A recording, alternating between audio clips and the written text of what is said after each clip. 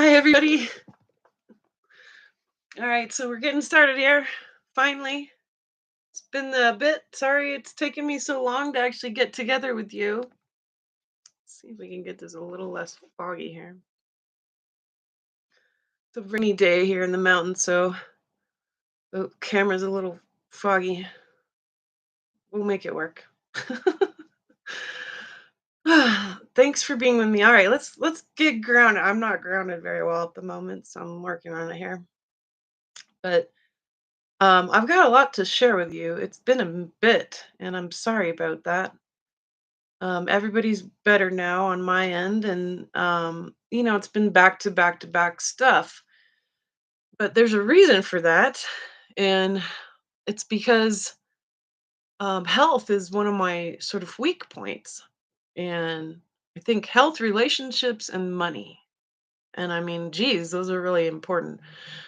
But there's a lot of weakness on my end around those sorts of things. So health is how I get the rug pulled out from underneath me.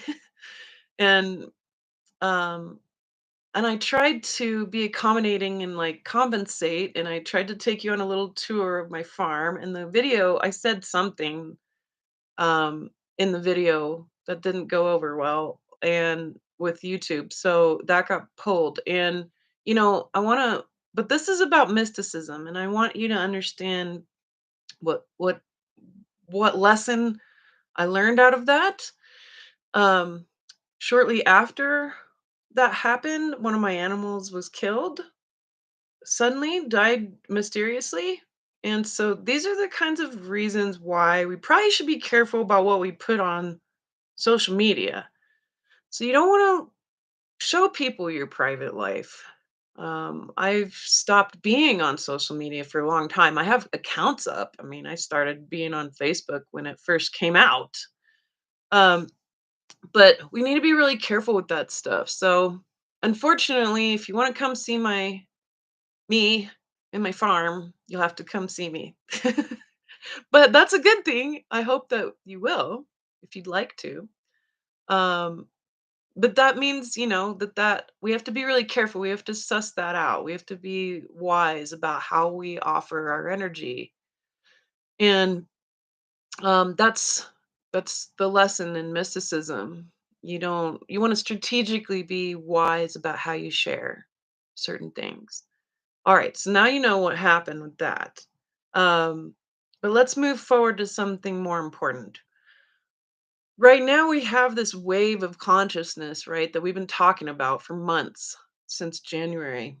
And June solstice came around, it hit the heart. Everybody had some big, huge heart opening or a shattering around the heart space. And I'm noticing, some people, these things are happening even before the wave hits that chakra. So, like, I had a whole bunch of heart stuff over the past several months, pretty brutal, unrequited love stuff, um, from this heart space. And then then the wave hit the heart. And so everybody's going to have stuff happen either beforehand or during or maybe even after. Um and I'm tracking this. I'm getting reports from all of you. I'm getting clarity about it every day. I try to keep an eye on this for all of us on our behalf. Right now it's the solar plexus. So we're coming into the lower Dantian centers, and this is all about power. So, I asked myself, okay, and this is so I'm going to mirror to you the self inquiry process. How does somebody who's practicing mysticism deal with this stuff? Why did I create this situation? Is the question you're going to ask yourself all the time. And that's really important because you're taking responsibility as a creator being. Why did I create this situation? What am I trying to learn? That is the number one question to ask every day. And so I asked myself, okay, why did I create getting sick again on like the most important week of the month where we're going to do community call and all this stuff? Why did I create that? Well, I thought I had gone through the 6-week illness to figure all that stuff out, I wasn't finished. So we might think that we've processed something, but honestly, over all these years, having learned from some of the best processors in the world, especially my teacher, Lucia, you're never going to be done. There's always upkeep. There's always one little corner that will reveal itself. So don't assume you'll always be done with your stuff because you won't. But some new layer will always show up, and that's really good. That means you're on track. We have to be on track with this. We got to upkeep our cleanup, our energy cleanup regularly, every day. It's a daily process, and I realize some folks they do this constantly, and you got to take breaks too. But this year it's intense, it's like you can't just take a break so easily. It's every day something really intense or new is showing up, right? And so lately for me it's been an existential terror that's showing up. Seriously, an existential terror that's showing up. And it's really, really powerful. And it's from that solar plexus. And it's a polarity. Existential terror versus boundless, endless beauty and joy, right? All at the same time. And it really feels like your mind's getting turned inside out because your ego is starting to realize just how formless everything is. I finally figured out what was going on. I'm like, why am I feeling this existential terror? And it something triggered it. It was a friend of mine's wife getting really sick, and she's very young and has very, very young children, and she's dying. And I thought, my gosh, I realize at the end of every age, there's always a bunch of die offs, but it gets close to home and it gets closer and closer to us. And then it's our friends and family, and it's not pretty for us to struggle with that. Death is informing us all the time, especially when you live in this inquiry process. Death should be informing you. Death is precious. It's transition, it's transformation. And one thing that's on the table right now to die, which is why all this struggle is going on, is the ego. And the ego can't handle non-existence. So for weeks this existential terror was right up in my face, and you're just in a storm, so you're just trying to navigate the storm. And then you might come out of the storm and things calm down for a minute so you can ask yourself, why did I create this? What am I trying to learn here? And what I realized was I'm trying to learn really obviously about what I keep giving my power away to. And this is basics that we're going to have to keep refreshing. All the tools in the toolbox need to be used right now. And you got to always refresh your basics. A master will always refresh their basics, right? And and there's always room for improvement. And so I said, okay, well, I gotta refresh my basics here. What am I trying to understand? Well, I realized that my ego was the one who was afraid of death. My soul is not, because I know what happens. But my ego isn't so sure about that because the ego wants to live. And then, of course, when we do these community calls, I show you the personal from my vantage point, my personal, and some of what I'm learning from you in sessions and reports and things from you. But um, you know, I realized, oh, this is a universal thing, right? And that's really important to always tie your personal to a universal experience. That's really, really key to good consciousness work. So I said, well, what's really happening? What's really going on here? Because existential terror is my reaction to something, my ego's reaction to something. What is it?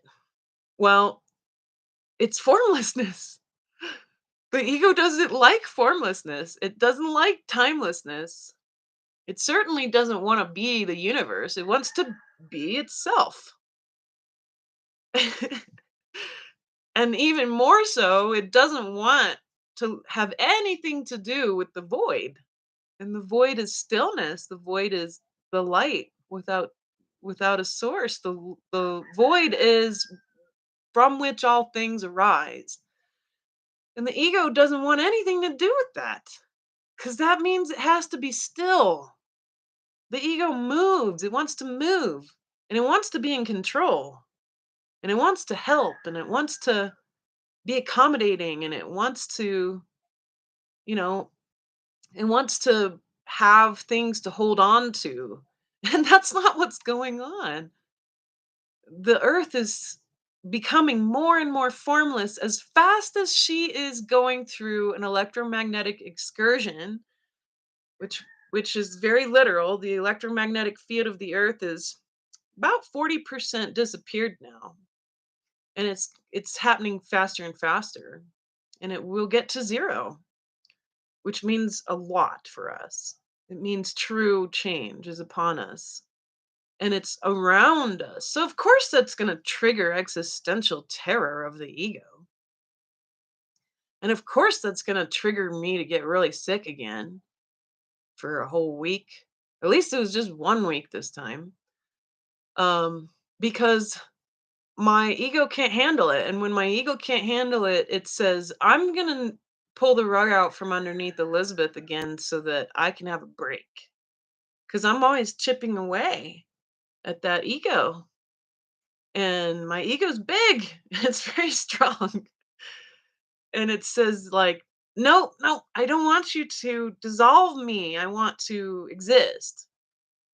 And so, that's where the terror came from. It was really, really deep, and it felt like it was beyond me because I'm attempting at all times not to live or view the world through my ego because it distorts everything, right?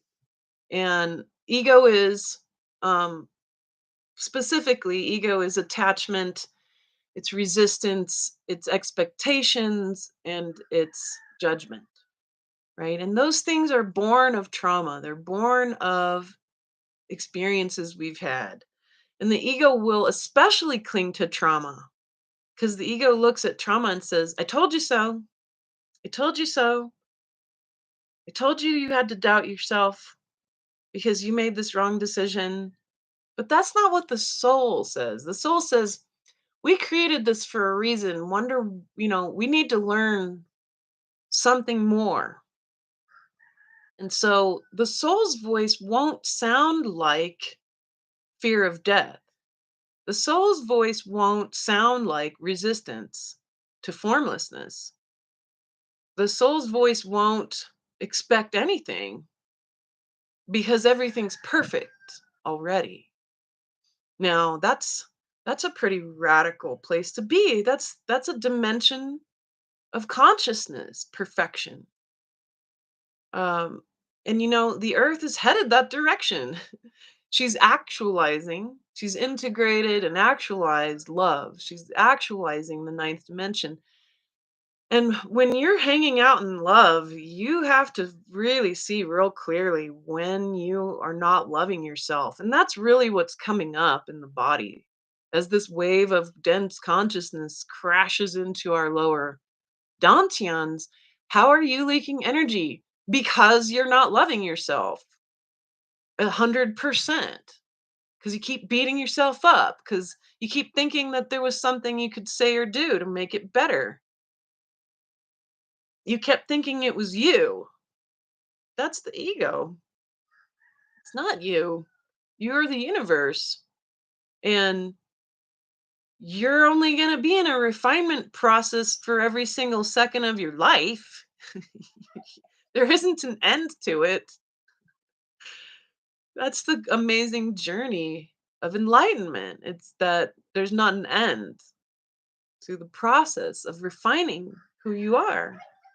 So, as it opens up your solar plexus, keep asking yourself, where do I leak energy? So for me, I leak energy first, number one, in relationships. I'm obsessed. I literally sat down and my teacher gave me a task to be mindful about my thoughts. And I wrote some of them out and some of them I just tracked.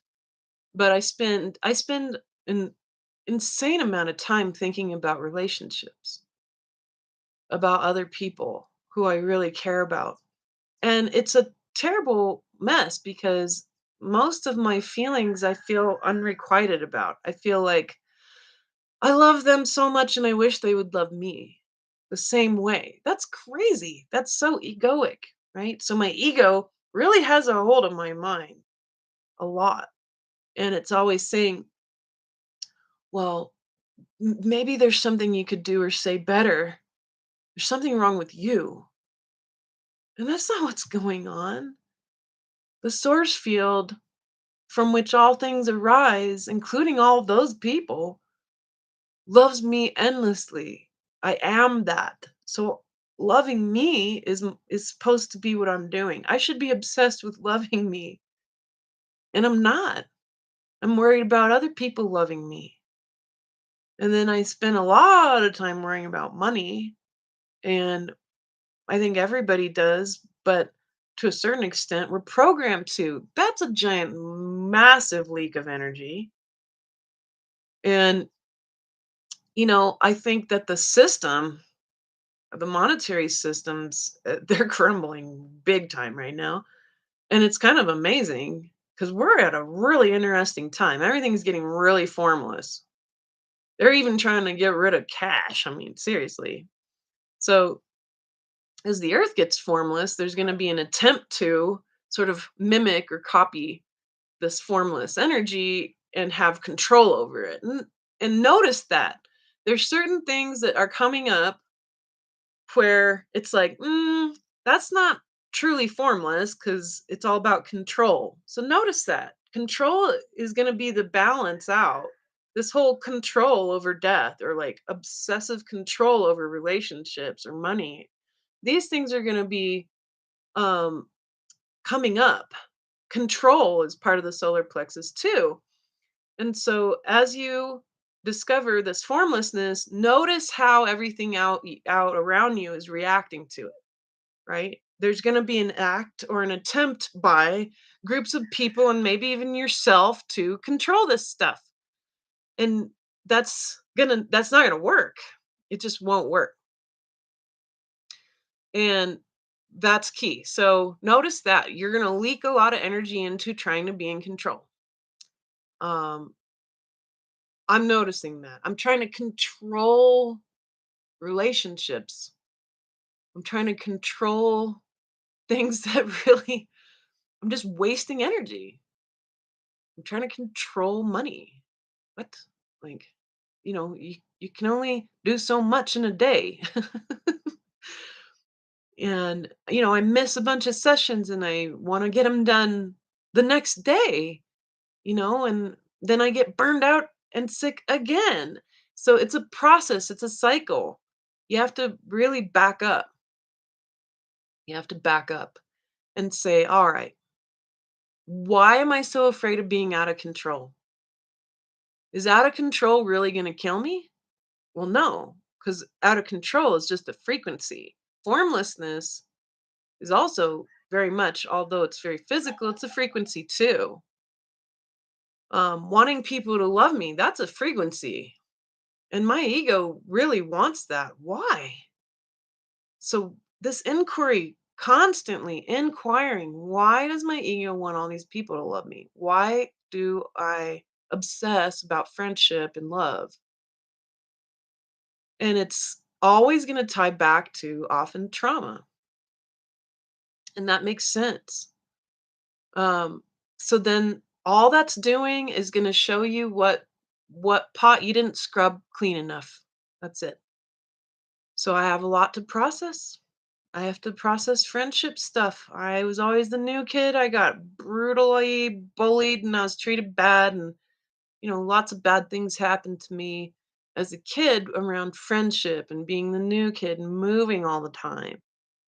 And then of course the relationships I've had mirror all of that, where I want to do 100 million things to make somebody love me the way that I want them to love me. That's so self-centered. It's very egoic. And the ego is built upon trauma. But that makes sense. So as I chip away at my ego, I'm finding these pots, in my field that I didn't clean up enough. It's not it's not clear enough. Um, that's key to always notice that. And we'll work really hard on something and we'll think, I'm finally to the bottom of it. Well, no, you're to the bottom of that layer.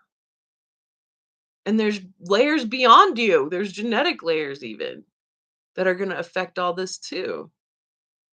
The women in my lineage on both sides didn't feel very loved. They didn't feel like their partners loved them the right way. Well, no wonder I carry that. That's a pattern. So as I keep inquiring into it, you're unraveling a web. You're unraveling a mess of yarn. And there's jewels. There's treasure in that mess, which is why we keep doing this. It's why you don't want to stop.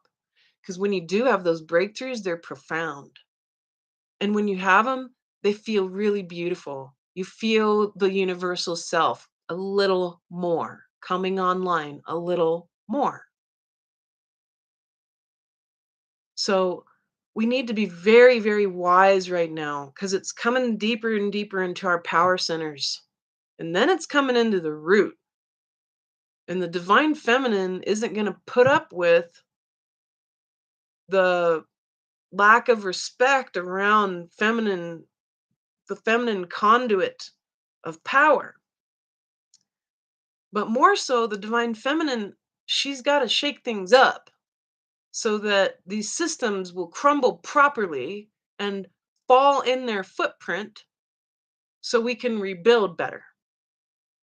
And the things that we will rebuild, they won't look at all like what we're looking at. They're not going to look like ATMs, and they're not going to look like a bank. They're not going to look like a Walmart. And we call these things New Earth. We call it a lot of names. We call it the Golden Age. They're certainly not going to look like the relationships we have, especially with ourselves, right? Cracks me up. Because the one thing that's going to change the most is your relationship with your body and yourself. That's where you're leaking the most power. How much do you really love your body, yourself, your life, your soul from a universal perspective? Do you love yourself as much as Source God loves you? It's another question to ask these days. Do you love yourself as much as Source loves you? Can you steep in that dimension of love and truly say 100% that you can do that? I don't. I can't. I'm still steeping in it. I understand and I can traverse the 10th, 11th, and 12th dimensions, but I have not embodied them because I have yet to embody love for myself. And my go-to is self-hatred. As I've chipped away at arrogance, that was just the candy shell around the chocolate. That was just the tip of the iceberg. I thought my arrogance ego was so big, right? And then I chip away through it and then I realized, oh wow, I just took the little tip off the mountain. The other side of this is worthlessness and self-hatred. And so for years and years I've been trying to chip away at that and it's huge. It's huge. And we've been taught this, guys. This is based in this human hate program that I've been railing against for years. This whole idea that humans have created climate change and things like that. This idea that humans are the problem and that we're a cancer on the earth. Run away from that. That is not real. Um, humanity, yeah, we got to get more refined. Yeah, we have work to do. It's true. We are not at our best self, but we're being put under pressure. We're creating the situation here on earth so that we can be put under just the right pressure, just the exact type of pressure that will cause us to become more refined, to reconcile with our ancestry, with our personal past, to reconcile with the self hatred, to reconcile with how we have been destructive to the earth. That's true. Absolutely. Very terribly so. There's so many things that we're going to change. It's going to look very, very different and more subtle and quiet. And yeah, there will be a lot less people because transitioning into a new species, there's not going to be, not every single human's going to make that happen. Right? And that's the nature of a shift. It's going to look different. It's going to feel different. It's going to be very formless. But while we might be aware of the future, or at least some inkling of it, that will leak your energy too. If you're worrying about how the future's going to look, and if you're going to be one of those people who figure all this out, that's going to just waste your time. So, where should you be focusing? Well, it's the moment. That's where all the action is. And when you focus in on the moment, you know, keep playing out the basics. Notice what your thoughts are. What are your thoughts running through your head? If they're not quiet and clear and in the present, then they're not going to work for you. So while I sit around worrying about if people love me, that I want them to love me, and I worry about that so much, um, and you can see it, like I'm frustrated by myself because my mind isn't where I need it to be. I want to have a still mind that's very present, that's an enlightened mind, one that is connected to the universal self at all times. And I can perceive that as a possibility, but I got to get better at meditating, for example, where you can still your mind, right? And really get it to work for you. And I do, I love meditating, um, but I still don't think I'm that great at it. So I gotta work on it. I gotta re readdress that every day. And so the basics are emotional processing, stilling your mind through meditation, mindfulness of your thoughts, mindfulness of your actions in the moment. And then if I get frustrated with myself, that's just me and my ego having a tiff, right? And I got to deal with that too. I got to say, well, why am I creating this frustration? Am I really so bad? And my soul will laugh and laugh and say, no, this is perfect. You're trying to learn something really important right now. Focus. Focus in on it. Go deeper. Find it in your body, right? So when I find that in my body, this feeling like I want to have control over my relationships, it's really here around the voice and wanting to be heard, wanting to be listened to, wanting people to value what I say. That's the ego. The soul isn't worried about that because the soul knows that anything I say is going to be run through people's lenses, and it's going to be whatever I say is going to literally either be utilized or not. And that's not up to me. The minute that I say the thing, the minute that I do something, I've let it go because it's coming out of me. So trying to control it isn't going to help anything. It'll make it worse. So that's really key here. And then, of course, what are some of the other basics?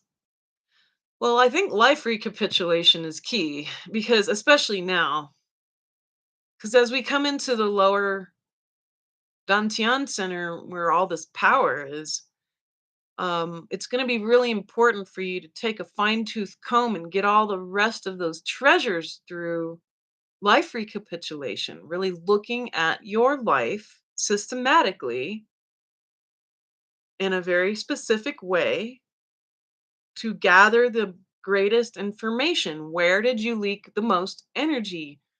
Where have you brought in really specific lessons that you haven't unwrapped? Why did you create the childhood you created? Why did you choose the family you chose or the partners that you chose? Why? And those that question, that inquiry process is the ultimate basic. Always asking yourself, why did I create this? Is going to get you higher faster. That's taught by some of the best enlightened teachers of our times. So we know it works because it's passed down through lineages that the self-inquiry process is how you get to the universal self. All right, so let's flip our vantage point. Let me grab my coffee here. Sorry. All right, so let's flip our vantage point.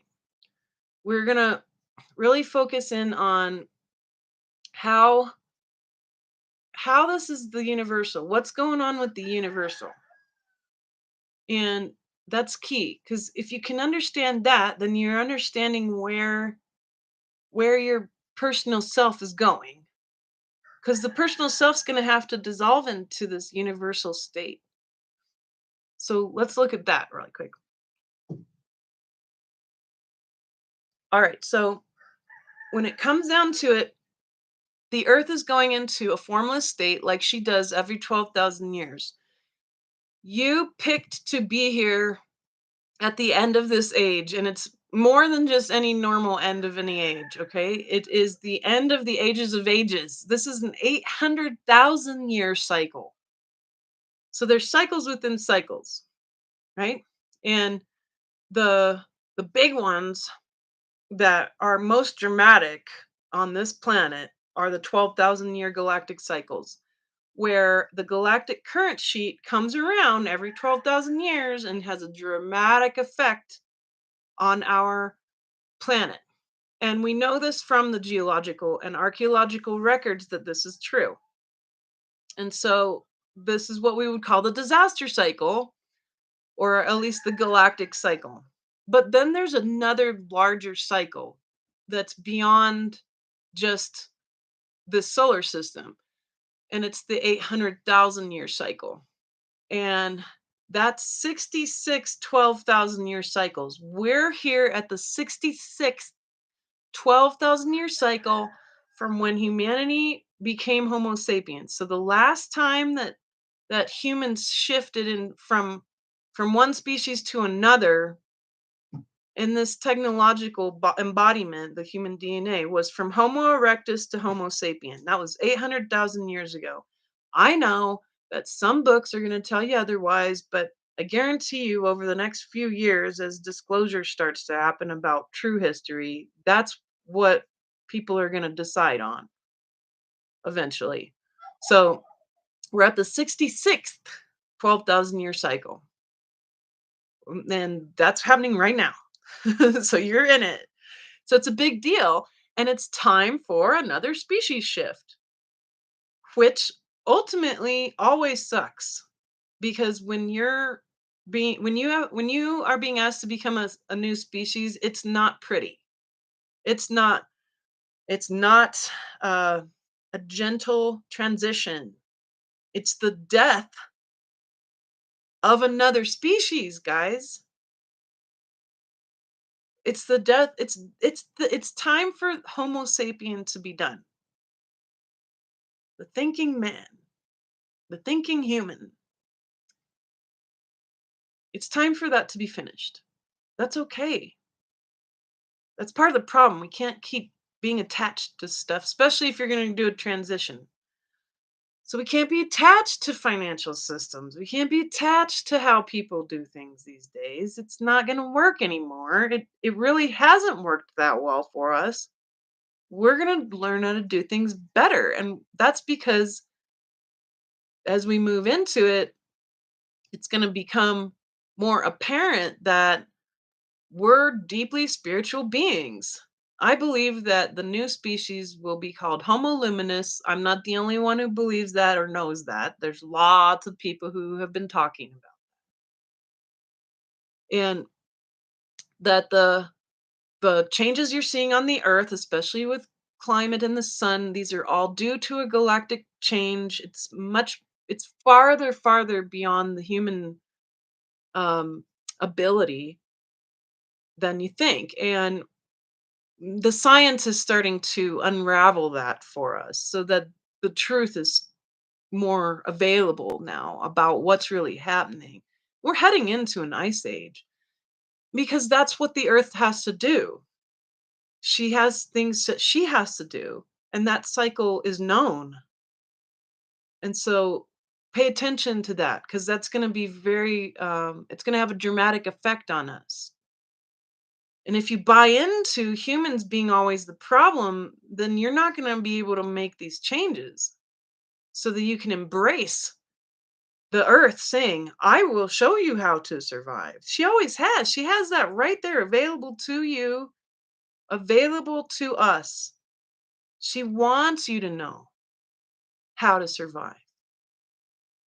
So that's really important to recognize that. She wants you to know how to survive. She wants you here, by the way. Did you really know that?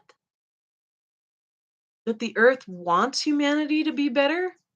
She keeps giving us chances, man. For 800,000 plus years, she has.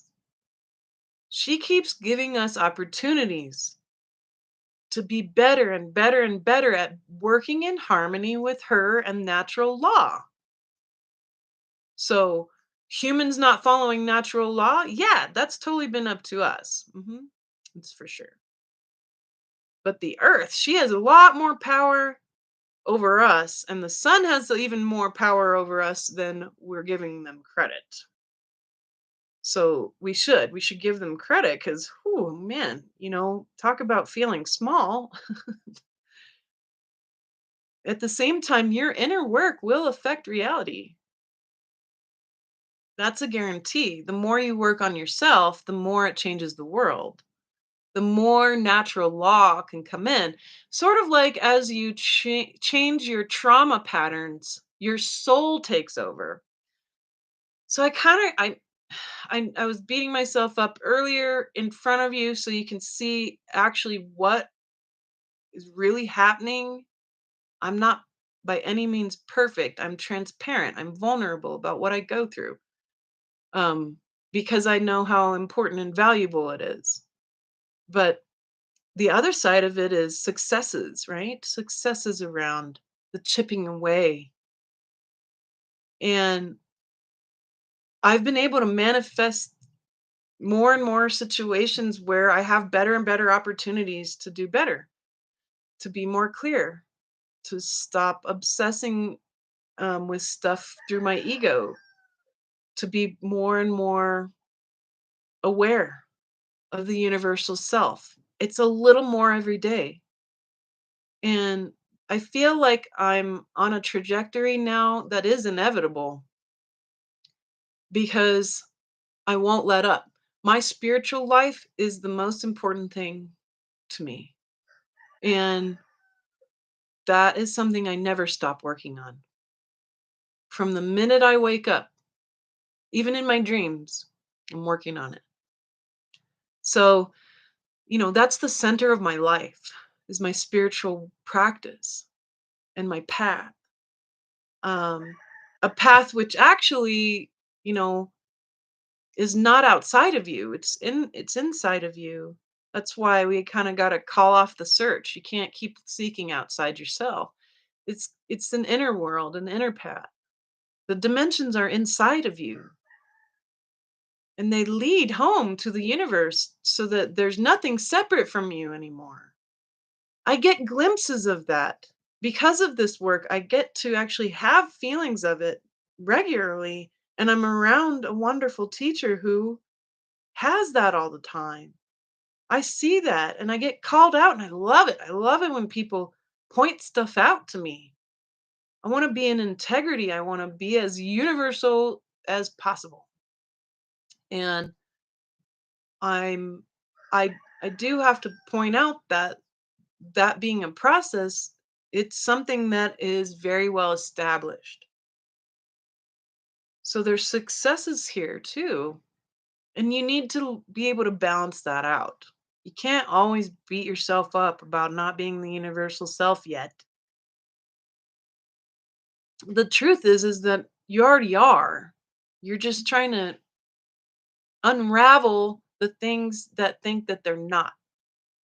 And that's tricky. Eventually that makes sense. And at first we look outside the self and we do this inquiry and we think that, well, I'm not that. Well, that's what you're getting rid of is that thought. That's what you got to go into that thought. Why do you think you're not? You already are. That's why when you steep in love from the divine will, when you steep in that love, it will show you the structures that are keeping you from believing, from knowing, from embodying and actualizing that universal self. So eventually that process kind of gets flipped on the head and you're like, "Oh, I see. I'm carving away what is not going to be that." Or really rather unraveling it so that it can be part of the universal self again. Because when you go through trauma, you're unraveling a ball of yarn that's really, really tangled up and you're setting it free so that it can be the universal self. That's all. So that's the key is to you're just everything that you heal becomes part of the bigger picture again where it wants to go. That's why it's uncomfortable. That's why trauma sucks.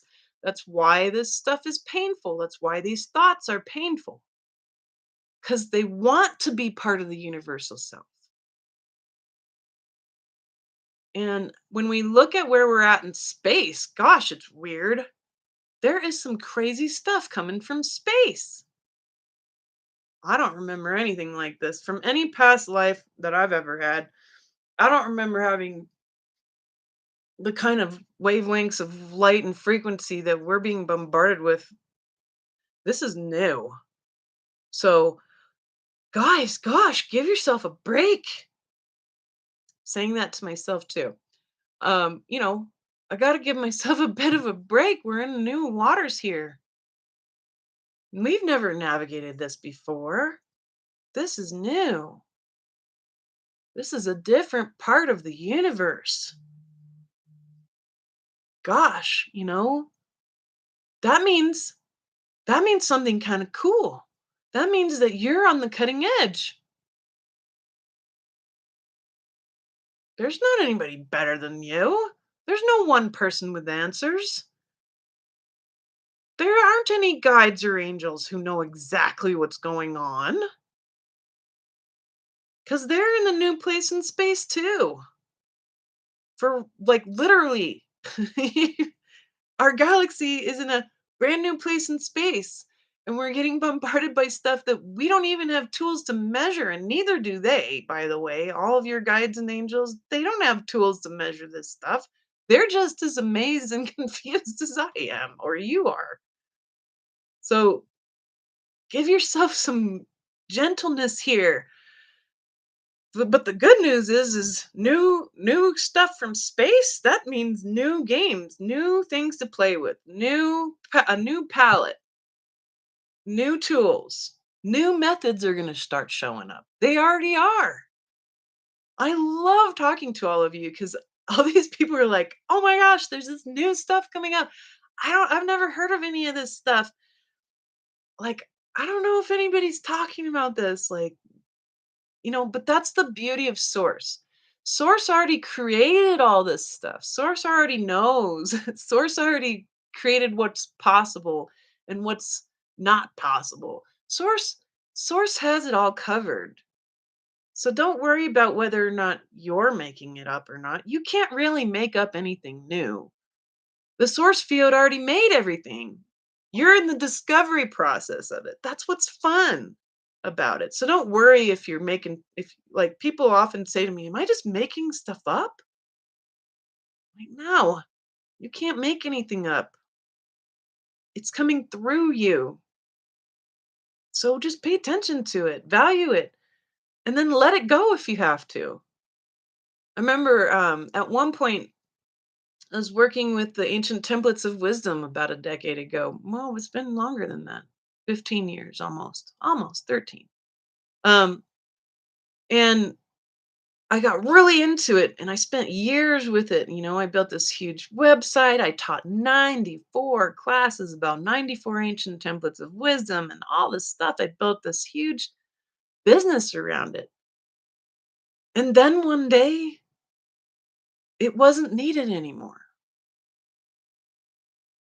And when it was very clear to me that it wasn't, I did not hesitate to erase that website. I didn't hesitate. And that's going to happen to some of our modalities that we so love, that have been so precious to us. They got us this far. But don't assume that as Homo luminous, we're going to do things the same way. That doesn't make any sense. So be willing to walk away from stuff. I remember I said to my friend, I'm like, I feel like I just graduated with honors and then also at the same time just got fired from my favorite job I've ever had. Like it's both painful and amazing. But you got to be able to turn on a dime. You got to be able to say, "Nope, that's not serving me. I got to drop that.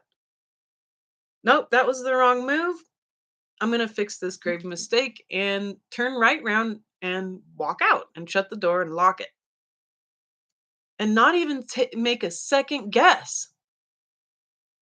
So some of the stuff that's coming up, some of the things you've been using for ages and ages and doing for so long and it's worked up till now, and maybe you feel stuck and stagnant, maybe you're over it and you're just super tired of it. I mean, I'm getting a lot of you are healers and massage therapists and stuff, and you're kind of fed up, which just means that quantum healing's probably on your plate because you don't have to use your body muscles to do quantum healing. You use all the other parts of your body, the light bodies, to do that. And so I'm just noticing that. And a lot of folks are having these new modalities show up or old stuff that is like recalibrated. And so that might be useful for a while. Maybe it'll be useful for a year or two or three or 10, and then it won't be, right? It's partly why I don't really use the chakra system anymore. I understand that there are points in the body where energy flows. It's very obvious. But I tend to lean towards the Dantian centers. They seem to work better for me when I'm working with the body. So that system is and I was a deep lover and practitioner with that system and it didn't serve anymore. There was something off about it. So I stopped using it and I started using the Dantians instead. The brain, the heart, the gut, the 369, the golden ratio. That made more sense. And maybe that'll go away too. And maybe there's a whole other configuration we're heading into. We have to be willing. Otherwise, you're just using your ego to cling to and attach to things that might not serve you in the long run. And then you're going to feel out of control. And then your ego's going to try to control everything and you're going to be miserable.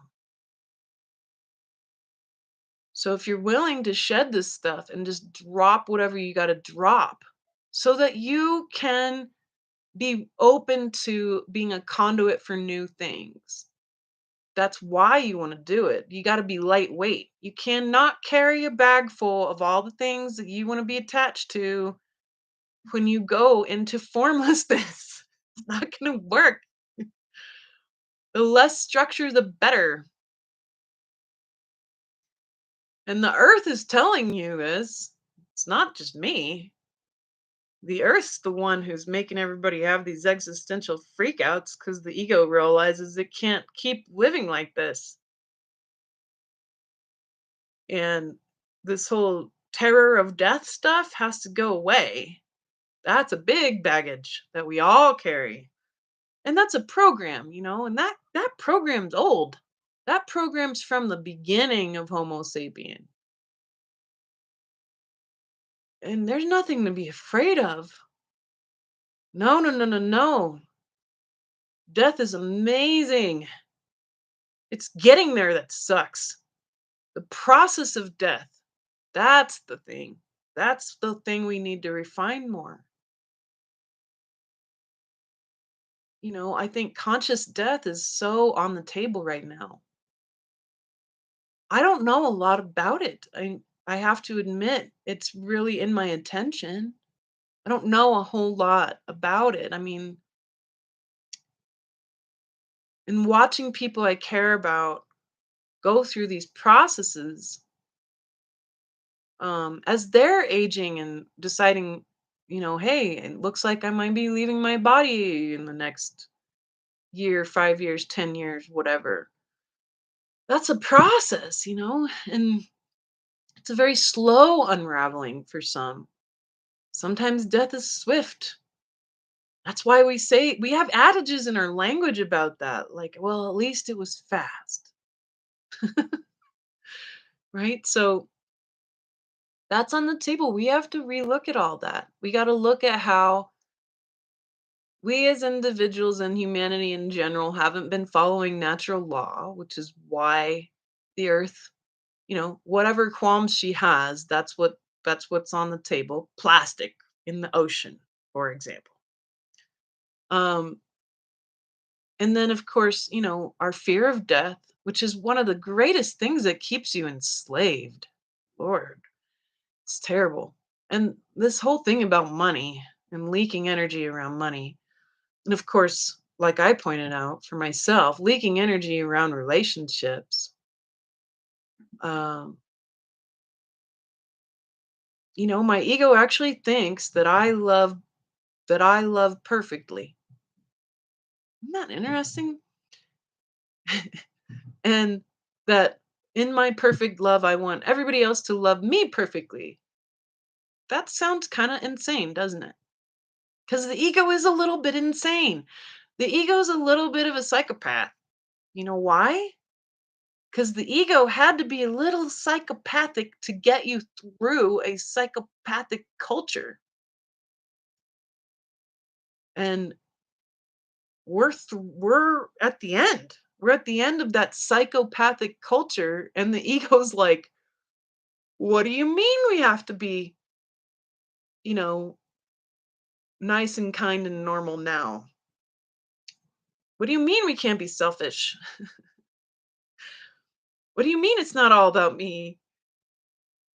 What do you mean that there's no such thing as perfect love? There's only one place that it comes from, really? Source, source God. There's only one place perfect love comes from. And the more you let your ego dissolve, the more you still your mind, the voice of the ego through meditation, the more you unravel your trauma so that it doesn't distort anything anymore and you get all those tidbits of learning that you created, get those back, the more and more and more you can feel all these other beautiful souls on Indra's net, all the other points of Atman. That's what they call them, Atman, the point of light that makes you up. And then Brahman. These are concepts from ancient tradition, right? And they're consciousness concepts. Brahman is the whole network. And that's you. You are the universe. And that's key to notice the two and how really they are one. And so that's what's going to happen. as you chip away at this, as you keep inquiring, why do I keep creating this situation where I think that people aren't loving me good enough? There's something deep there for me to learn. And so I run towards it. I embrace it. When it slaps me in the face, I come in for another deeper slap. You know why? Because I've learned that the deeper I go, the closer I get, the bigger the slap, the bigger the chunk of ego comes off, reveals itself to be the universe, and the bigger the breakthrough. And as painful as it is at first, the outcome is so astounding. Miracles happen. And so, like, I had to face this fear of death, and then I wasn't done. Then I got triggered into this existential level of fear of death. So I was super sick for super long, and I thought, maybe this is it. Kind of had like this bit of a near death experience type thing, and it wasn't. And then I was able to get better, but I felt really formless afterwards, right? A big chunk of my ego had been dissolved. But there was something really big there that I hadn't quite got to, and then it had to come back. Then I had to get sick again. I had to have that terror linger while having a bunch of nice fun time with my children. So that was really important because I hadn't quite got the jewel out of the unraveling of my fear of death. But whew, I do now. I really do now. And part of it's because I do love people so much. Because I do really want to have good relationships. And I think, oh my gosh, if I die right now, I won't have had those experiences. That's a waste of energy. So, I really had to go deep and find that jewel. And the miracle of it is that I found something that I've been avoiding. Oh boy. I've been avoiding anger. And you know, women, especially right now, many of you men are avoiding anger too, but women especially tend to avoid anger because we want to be agreeable. And feminine personalities tend to be more agreeable anyway. But agreeableness, then we hope that it will always equate to being loved the way that we want. And I'm seeing now very clearly the error in my ways because I'm facing my anger. And my anger is brutal. My anger is something that makes me so uncomfortable because it's the opposite of my nature. My nature is very agreeable, and I'm a helper, and I have been a warrior, but I'm honestly retiring. Part of today is to tell you I'm retiring from dealing with the demonic.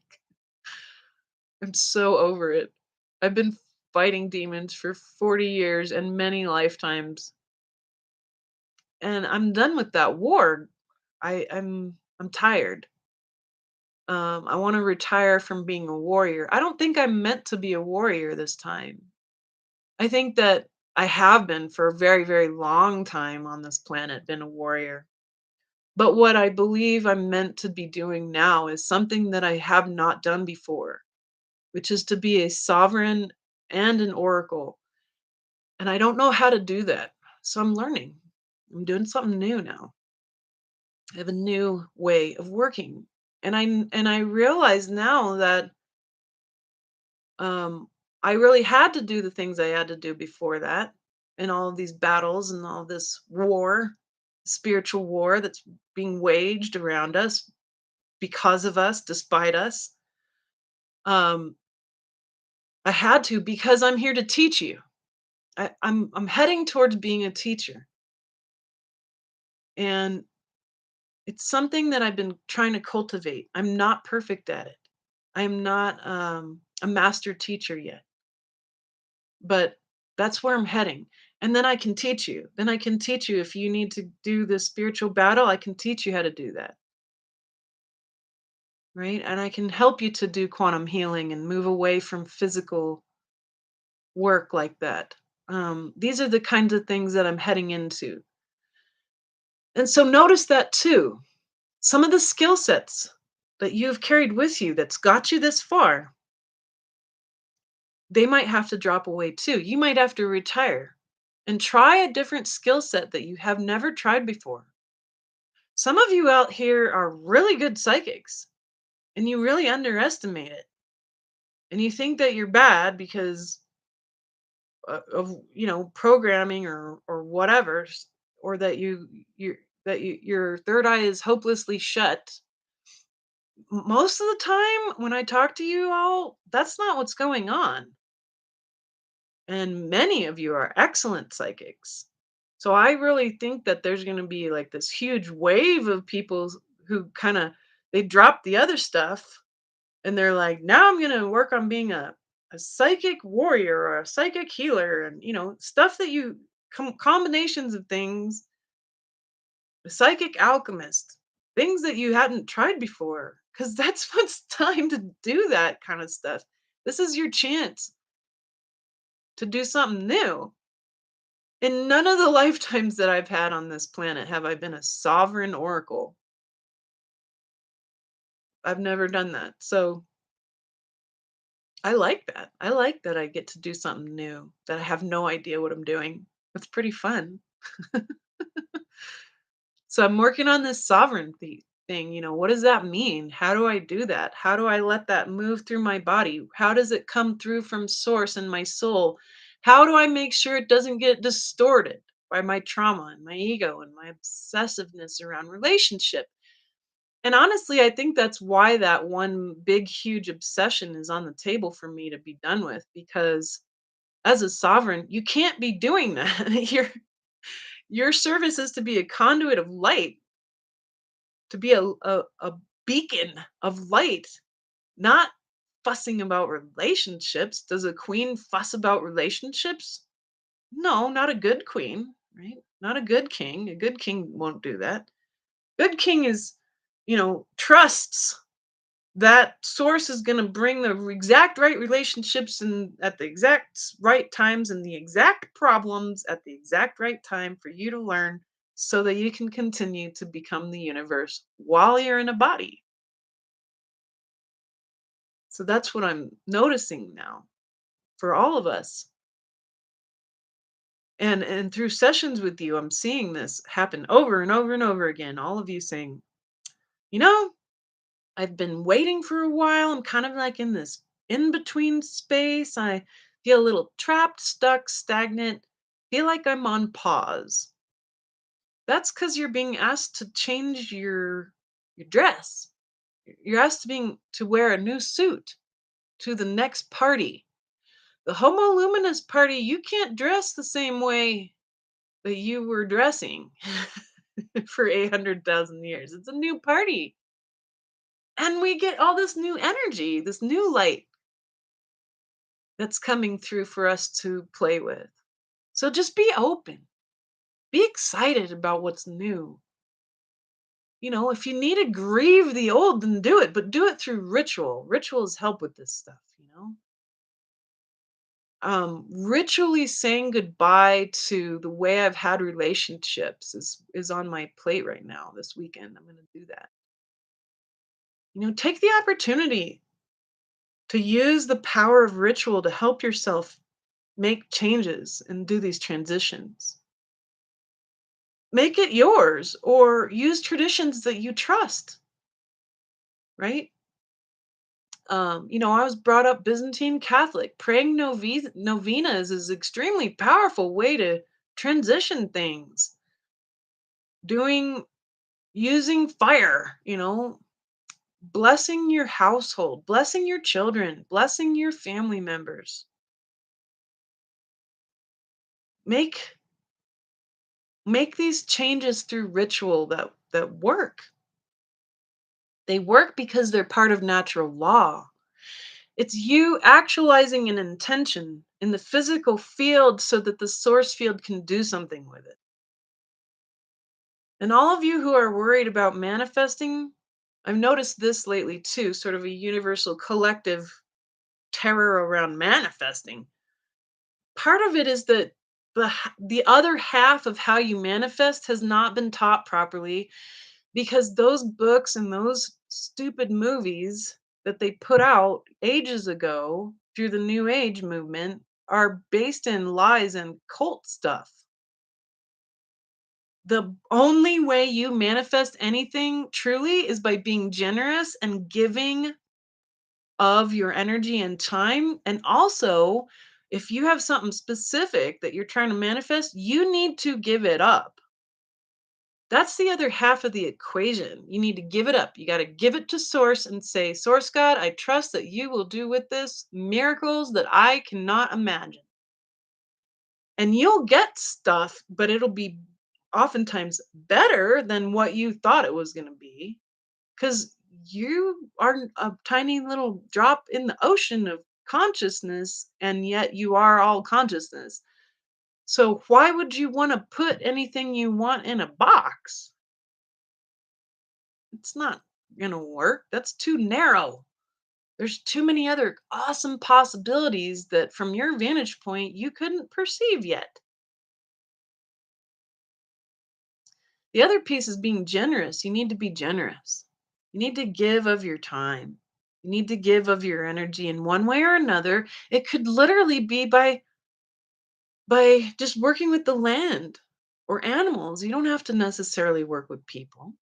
There's lots of things. You can be blessing things. You don't have to be physically doing stuff. You could be giving blessings and prayers. That's generous. That counts. That gets the whole abundance cycle rolling because of physics. Then there's room. There's room for you to receive because you've been giving.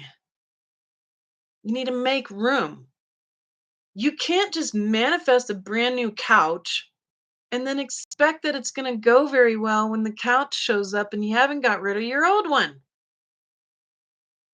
So that's how we need to shift our thinking around manifesting. And that's more natural law because then you're working with physics. And no, you don't know exactly what's going to come fill in the space, but this is how you build trust. You build trust in the universal self by these foundational practices around inquiry, meditation, emotional processing, recapitulation. You build trust because miracles do happen.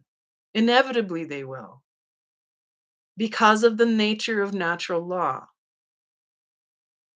So that's where we're headed is to live in a very different world where natural law is running the show, where we build cities around children, where we build our towns and our systems to support the next generations. That's a big solution. That's one of them, I believe. Very academically, I believe so. That when we shift the way that we orient, imagine Congress being oriented or Parliament being oriented around children and the the lifting up of and the nurturing of the next generations and their skills. That is kind of impossible almost to imagine, isn't it? But a little part of us knows that it's possible. That's natural law. Imagine growing up in systems that don't want you to be a slave, but want you to be sovereign and really know yourself and have spiritual enrichment and emotional and mental skills put in place so that you know how to process when you're a little kid. That's amazing. That's where we're heading. But again, we can't leak our energy into the future either. It's too easy to gaze at that and wistfully hope that it'll happen. That's not how you make something happen. You know how you do it? You go inward. You keep saying, why have I created this? You are a creator. Nothing just happens to you, folks. You created it for many reasons, and suffering has incredible learning in it. I know that most of you would very much like to imagine a future where we don't suffer. That's not going to happen. That's not realistic. Suffering is important. The best learning we've ever had, the best refinement of our true selves is through suffering. I speak from very clear personal self experience around deep suffering that my suffering has made me a better, smarter person, has made me more universal than any of the comfort I've ever had combined. Please don't throw suffering out. That's half of the frequencies of the universe are suffering frequencies. Don't throw half the palette out. Don't get monochrome and just think that joy and love and peace are the only things that are going to help anybody evolve. That's not how evolution happens. Evolution happens when you're under pressure. So we need to revalue suffering. We need to value it. Now, that doesn't mean we pat somebody on the head and say, well, you need to value your suffering. No, that's not how compassion works either. But you need to be there and be available in that. Have compassion and kindness and love and, when it's appropriate, help. When it's appropriate, counsel. Or at least just listen so that when it's time for you to learn from your suffering, there's somebody there to listen properly and to counsel, to give you advice. And then you learn. And then I learn. But we learn more. So we're not here to remove all this suffering from the planet. We're here to learn from it. We're here to learn from the pressure. That's a radical way of thinking that I think needs to be normalized, to value the whole spectrum of the emotional body as precious. And so that's something that we can begin to do now too, if we haven't already. All right, so this next 45 minutes, I'm going to try to answer some of your questions. Um, looks like people have been going through some stuff. My dear friend Sarah here, she says she got fired on her birthday. Lovely. How pleasant. Talk about suffering. I'm sorry about that. All right, so I'm kind of going to back up through these comments and just kind of look at what's happening. And then if you have questions and stuff, let me know. Um, but I like that idea, Janine, when something happens like a big loss, a big blow, some nasty thing like losing your job on your birthday, seriously? Um, Janine says, was that loss actually a gift? Wait some time and then look at it again. And Sarah says, I'm not sure this time. Um, yeah, sometimes it's not going to be a gift for a long time. But there's so much new things to do. Yeah. So Caroline says, goal setting is trying to put the infinite in a finite box. Life jumps up and hits me in the face with stuff I couldn't have imagined. Why would I want to limit that with finite demands? I like that. That's very well said. Thank you. Good. Intention, yeah. Intention's key, when we when we put the intention out there, you give the intention to the source field. And the source field says, "Got it. Got your blueprint. All right, I'm going to work with this. But it's not going to look exactly the way you thought. I'm going to do something cool." Caroline says, radical self love is really necessary. I had a test on this just yesterday when somebody offered me something I'd longed for years. I turned it down knowing that it would make me lose my energy. Ooh, that's a big deal. I have a feeling that everybody's going through this kind of stuff, radical self love, radical humility. I'm always trying to work towards that radical humility, trying to catch myself and my ego. Like, what do you mean you think that you can control how people love you? And then laugh at yourself. My goodness.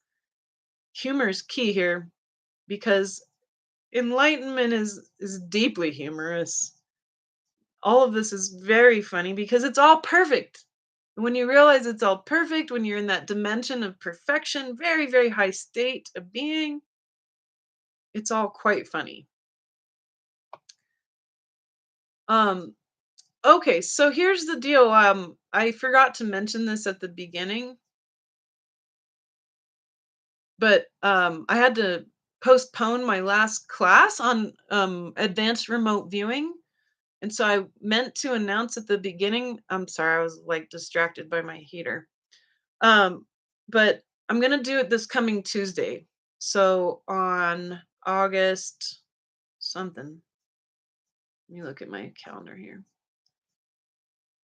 Um, on August 9th, we're gonna do it at 5 or excuse me, 6:30 p.m. Eastern time. And if you are if you have already paid for that class, the link it will be the same. And if you haven't, don't worry, I'm gonna put an email out about the class again and probably later today. And then you can join us. And then that replay will be available too. So it's part of that 7-part quantum healing series. So if you're interested in that, go to my website, seerandscientist.com under offerings. And there's the bundle where you can buy all 7, or there's the, one at a time. And I just put one at a time each month.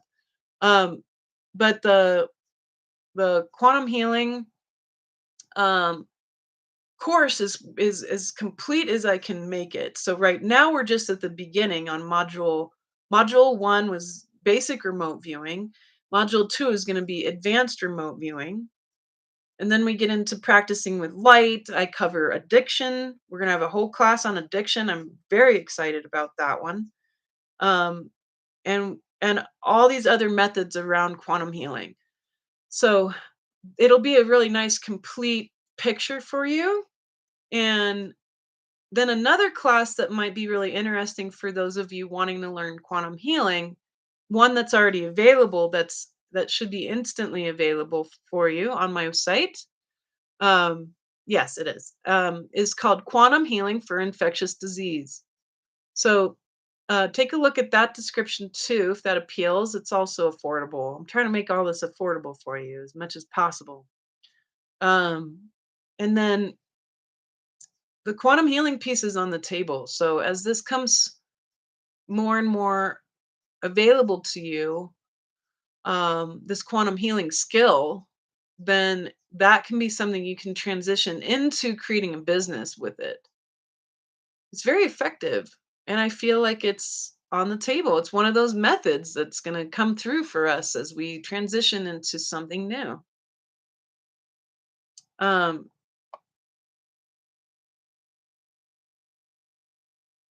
yeah. So Sarah says, I'm really weary of being a warrior, and when I try to back off, something pops up that can't be avoided. Yeah, that's what's been happening to me too. It's because there's some piece subconsciously where we're like not quite done, where we're still up in arms, where we're still wearing our armor, and we've got our swords and all of our weapons, and we're ready to go. There's a part of me that's that's definitely there still, and she's like, "What do you mean you're gonna retire? What do you mean you're gonna be a sovereign? That's ridiculous. You're a warrior." Um, so we gotta address that part of ourselves and say it's okay. It's really okay. And we need to encourage the people around us from which some of this dark stuff comes through to take care of it, to be strong, and to learn the skills necessary to manage it themselves because we can't always be the one to save the day. They need to learn how to do their work too. That's at least what I'm noticing. I hope that helps. Just kind of going through. And so Joe says something kind of cool. He says, I'm working with a new tool these days, the 3 R's: revelation, resolution, and release. So something revealing itself, if it needs to be resolved, doing processes to resolve it, emotional processes to resolve it, and then releasing it, being letting it go do its thing, and then another version or another layer might come around and it'll reveal itself again. And that's life. Um, so I hope that that would help around all these things. Very nice process. So yeah, Janine asks, is witnessing events an act of service? Well, yeah, sometimes there needs to be a non-judgmental, neutral witness. And the reason why is because the non-judgmental neutral witness is able to perceive the big truth with a big T. And if in that witnessing there is, propaganda being thrown back and forth about what truth is, the witness is the one who maintains the truth with a big T. And then if it's necessary for you to share that truth or to act on it, then you'll be called to it. It'll be inevitable. But a lot of times, just maintaining it, witnessing the big truth with a big T, that actually makes a big difference in consciousness. So, yeah, physical and verbal action is not the only kind of action there is. Sometimes there's neutral, non-verbal, non-physical witnessing as an action too. So, I think that's important. Joan's asking a good question around the electromagnetic field. Does the dissolution of the field affect gravity and the Earth's relationship with the moon? Yeah, to a certain extent. Gravity is part of an electromagnetic function. So what we're realizing through ether physics, not atomic physics, and we're going to have to swap out our thinking a lot because ether physics is more true. Um, Ether physics, electromagnetics, and gravity are interrelated and married. They can't be unmarried. Doesn't mean like the moon's going to crash into the earth. That's not what's going to happen. It means that we are going to be basically like what's happening right now. We're being bombarded by new light, new wavelengths, things like that from space, and we become more vulnerable to things like solar flares or coronal mass ejections from the sun and many other possibilities. So the gravity changes that happen that are obvious on Earth have to do with water. So waves get bigger and earthquakes are more likely. And there's a long list of things that can happen. It doesn't mean they will, the water from underneath the mantle can get pulled up more easily and create very intense, massive floods that have been written in history over and over again. Um, Again, worrying about it's not going to help because there's a long list of things that can happen. We don't know if they will or not, but always preparing yourself to say, okay, well, what are my top needs that I need to make sure are met? That's a good mindset to have anyway, to know what kinds of disasters are possible around you, like probably more likely here in Ecuador to have earthquakes, on the coastlines, tsunamis. Um, more hurricanes and tornadoes in Tornado Alley and in different spots in the ocean. So, we got to be conscious of what's possible without being afraid. Being afraid is only going to blind you from good preparedness. And I teach about preparedness. My whole family does. My father's an expert. So, preparedness is a skill. It's not just a mindset, and it's not survivalism. We're not here to, kill anybody who tries to take our food. That's ridiculous. We're here to build community and build tight knit networks that will protect the weakest among us, the elderly, the children. That's what preparedness is about. So I encourage you to go deep into preparedness around all these things, but not to worry about what's going to happen because we have no idea. There's a long list, but we really don't know. So it doesn't necessarily affect the way the moon is for us, but it's certainly going to affect water. And that's something that we know for sure according to the archaeological and geological record. If you want to learn more about this, I am not the best teacher on this. Ben Davidson is, and he has Suspicious Observers. Go learn from him. He is the best. He is literally the top expert on all these things. And he will help you understand what you need to know and where you need to be. So that's key. I defer to him. I learn everything I need to know about that from him. Um, and he's well established. Good. All right. So yeah, Degi, you're right. In creation, destruction, preservation, and integration. These are the laws of the universe, like a linear progression that's expressing as the coming ice age, being the preservation phase for Earth. That's exactly right. That's right. Yes. Yes. And then after preservation, there will be a integration phase where we integrate into this sort of new way. The electromagnetic field is going to disappear and then it's going to come back. And as it comes back, we get to create in that new field. It'll be new. How cool is that?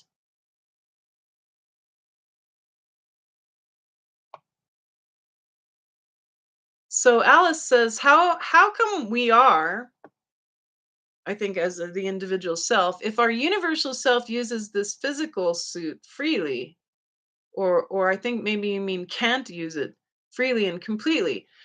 Well, that's what the process of enlightenment is, or awakening, or whatever you want to call it. It's it's to allow the universal self to literally, it's at this point now it's a full body process. For a long time it was just the mind. We'd get through this stuff using the mind. But that's no longer going to work anymore because of how formless the earth is. So we need to take our bodies with us through this process now. And everything looks different than it used to, Alice. Um, we can't go and look back 6,000 years and assess what we need to do from what worked for those folks. We're in a new place in space, right? So becoming the universal self while still being in a body means that we got to take our body with us. The body has to become the universal self. And that's what I believe will happen. And that's what the kind of outcome is that we would say is a new species. The universal collective of humanity becomes Homo luminous together. I think there's a lot of unknown factors in this, but the individuation of self is important for the universe because that's what makes up the nodes of reality of consciousness on Indra's net, right? Indra's net is the real internet. It's a second dimension. It's the relationship between all things.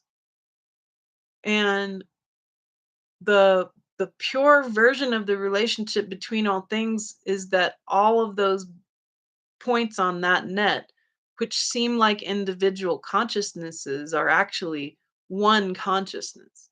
And to be able to feel that and perceive it while still being in an individuated body, that's what we're kind of heading into. And there's no one way to do it. I think just there's 10,000 paths. And so the things that I talk about with you are the path that I've been taught. And I try my best. So Sasha asks, apart from working on ourselves and dealing with trauma, being present, meditating, how can we best prepare for this transition?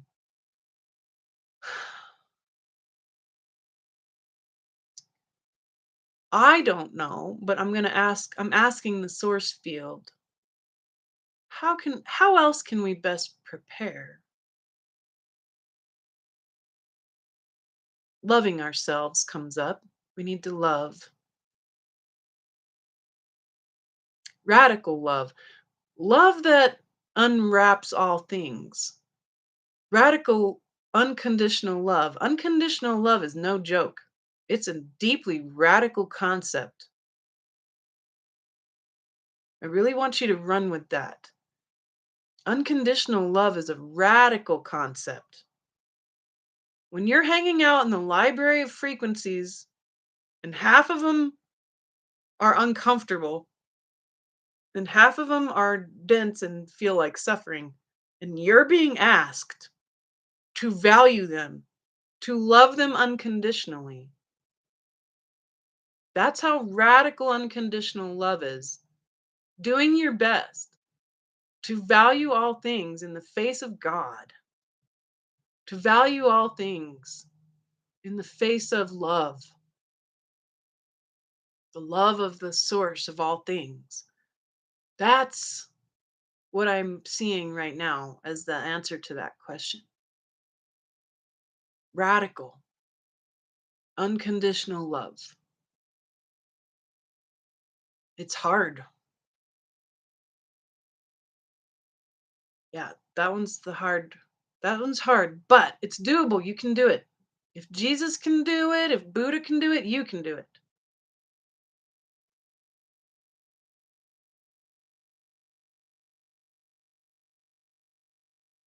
Yes, okay, very good. So, um, Becky says, why relationships?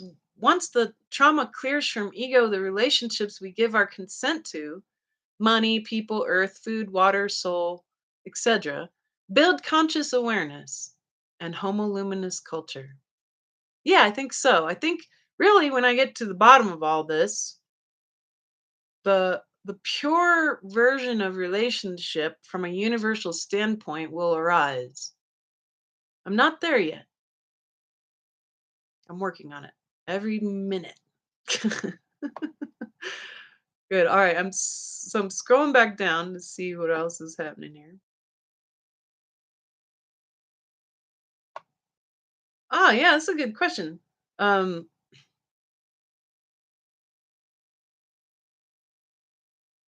Brit. Okay, so some good stuff coming up here. So Bridget says, Elizabeth, what do you say to a 16-year-old boy who's suffering from being canceled? What a nightmare! Ugh, that whole concept is just sickening. He's uprooted his life to a new province to start again, but he carries the pain. Well, you know, sounds hard, but it's the time now. He's old enough now for you to actually say to him, "Why did you create this?" That's hard because right now he feels like a victim, and if he wants to be done feeling like a victim, he needs to drop that end of the rope, right? The other side of are these tyrants, these nasty tyrants, and it's easy to blame them, but he's not separate from them. And in this process, and this is tough, not everybody likes the way this process works, but if you want to be finished with feeling like a victim, feeling victimized, you got to drop that rope and say, all right, I'm not a victim anymore. I created part of this somehow, one way or another, to learn from. So what am I here to learn from? What am I really going to get out of this? It could be as simple as cancel culture is evil. Good, you learned that. And so now you know. Now you have that lens and you're going to be able to see, uh-oh, here's culture coming from 10 miles away. He'll never get canceled again because he's going to see it coming. That's part of what he's learned. And it's brutal and it's everywhere and it's useless, right? Because how can you have good inquiry and or the sharing of ideas if you're worried about making anybody uncomfortable? The only comfort would be silence. Silence is tyranny. So that's not how the world works. We always, by even speaking, you risk making someone uncomfortable. It's just the nature of being human. So, this idea that we have to have perfect, controlled, and regulated speech is crazy. It's tyrannical and it won't last. It can't because that's not how innovation happens. Innovation happens through discomfort, just like we're talking about. This young man suffering is a great learning for him. He's gonna got a lot to learn from it, and he's gonna be stronger on the other side. That's what I would say to him. I said, Are you ready to be strong, man? You ready not to be a victim anymore? Drop the rope and let's find out. Why did you create this? What are you learning from it? What do you got to get out of this?" And you know what? He's going to be active. He's going to protect people. He's a man. He's coming into his manhood. He's going to learn how to stand up. Say, no, no, no, no. You don't get to cancel anybody because you're uncomfortable. But we could talk about it. We can communicate more about your discomfort. Let's do that and find new ways, right? And he will attract the right people who want to do that.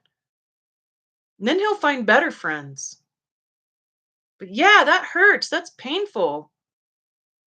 He's going to have to unravel that one for a while. But give him the guts. Let him know this is only going to make you stronger, man. Drop the end of that rope. You don't need to be a victim.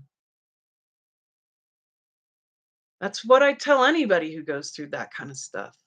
Anybody who feels like they're a victim. And we all have been that way at many points in time, including me. Natalia asks, in this whole new energy, will astrology be valuable? I have no idea. The truth is, Natalia, this galaxy has merged with many galaxies over the eons, small ones and big ones. And so this galaxy is made up of a lot of different galaxies.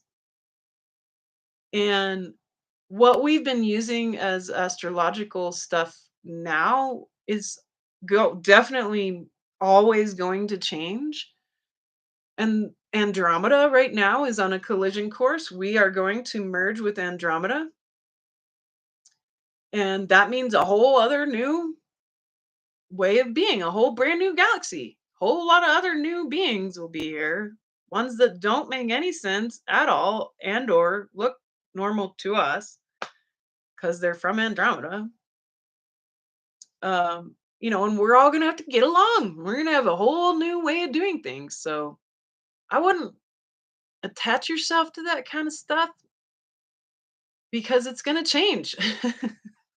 If it's useful for you now, great. It might not be later. We'll see.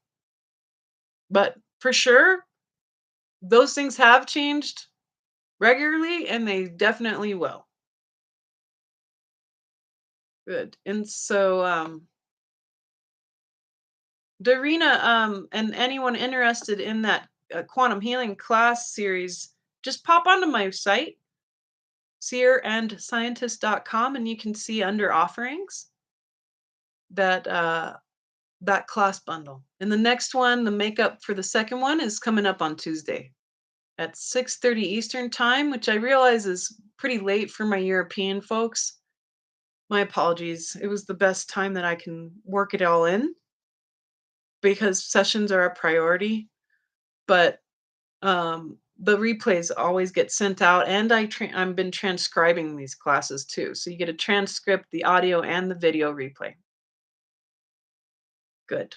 And if the class is already finished, the replay is instantly available for you to purchase, or you can just purchase the whole bundle. And if you've missed any classes and you wanted and you want the bundle, just email me through my website and we'll get you the classes you missed. Yeah, so Elizabeth says, I still practice heart commands regularly and I teach them. Seems very powerful. I also seem to be anti-aging. Yeah, cool. I think that's what you're saying. That's excellent. I'm so glad. Towards the end of our time together here in about 15 minutes or so, we'll do a heart command and a little meditation to round it all out. um, so Sue is asking, how do you personally process anger? Well, lately, I'm still learning, but like any frequency, you need to allow it. Part of my problem is that I stuff it down and I stuff it down and it's so subconscious and then I freaking blow up.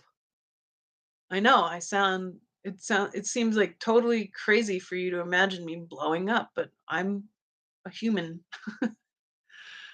and that's not proper. That's not processing. So honestly, what I've learned lately is that I can't keep ignoring my anger. I need to process it in smaller amounts before it gets too overwhelming and then it comes out of my mouth as me yelling. Um, and you want to run it up and out the crown because it's hot. Anger is really hot and it wants to go up and out like hot air. Hot air rises, right? And so that's really important for you to notice. Do a little bit at a time every day. That's better than just doing it in one huge fell blow where you lose your mind for a day. That's what's happened lately. Because I kept stuffing it down and I kept ignoring the process. And then finally I just lost it. And it wasn't good for anybody, especially me. Um, and then it messes up my relationships even more. So instead of letting it get out of control, we really do need to address anger, just like sadness, in small amounts at a time, letting it run up and out, being with it, sitting with anger, even if it's angry for no reason, it's still there. So I get a lot of that. Sometimes I'm just angry for no reason. This is because I haven't addressed this emotion very well. I don't understand this emotion very well. I've avoided it. So little at a time, a little every day, letting it move through the body, welcoming the frequency in the body, letting it burn away any resistance. That's how. I hope that helps. I'm still learning.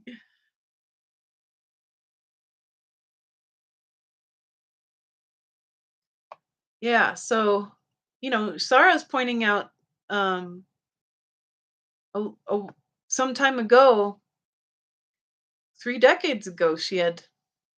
Oh, no, no, no. She says, I just did a long interview for a documentary about a prominent man who I spoke up to. It was very, very uncomfortable. And I found out 3 decades later that it had changed his life. So discomfort often leads to big change. That's important. Our discomfort is ours and we have to own it. We got to own our feelings. You need to own your feelings. I feel angry right now. I feel this way. Nobody can make you feel anything. You need to own it. It's so important. We own our discomfort. Good. And it can make big changes in lives that are unexpected.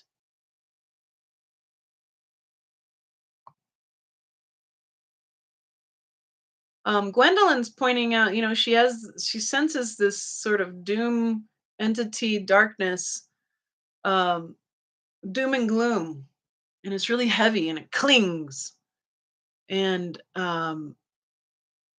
it can really spin people out when you have that kind of stuff, and what these beings do is they just keep pulling on subconscious fears and traumas and subconscious emotions, and they eat that stuff.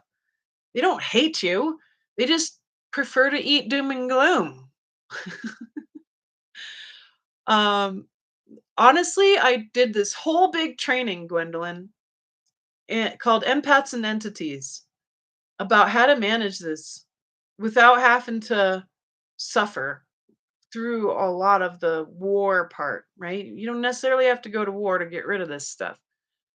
But and if you're an empath and you can feel it really more than you can see it, perhaps that class is for you.